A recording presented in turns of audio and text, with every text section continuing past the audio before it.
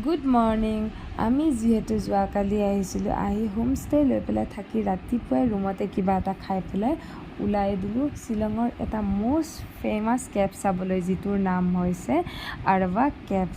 আৰু এইটো হৈছে শ্বিলঙৰ পৰা 52 কিলোমিটাৰ আঁতৰত চহৰাত আছে। মই আপোনালোকক এই কেফটো দেখুৱাইছোঁ। আৰু এই কেফটো 56 মিলিয়ন অল্ড হয় আৰু ইয়াৰ ভিতৰত স্মকিং কৰা মানা আছে বুলি ইয়াত লিখা আছে। আৰু আজি মানুহ একেবাৰেই নায়েই, আৰু সেইটো কাৰণে মই অলপ গৈ পেলাই দেখিলোঁ পূৰা আন্ধাৰ হৈ আছে আৰু ভয়তে তাৰ পৰা গুচি আহিলোঁ। কিন্তু আগত পূৰা পোহৰ হৈ আছে আৰু সেই পোহৰটো চাই পেলাই সেই পোহৰে আমি গোটেইবিলাকে গৈ থাকিলোঁ। পোহৰ থকালৈকে আমি গৈ থাকিলোঁ। তাৰ পৰা আৰু আমি আধাৰ পৰা ঘূৰিয়ে আহিলোঁ।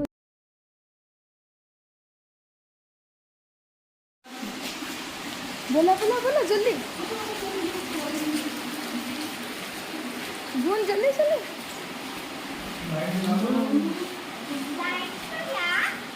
हाँ लाइट जला बोला बोला जल्दी बोला लाइट बोला लाइट भी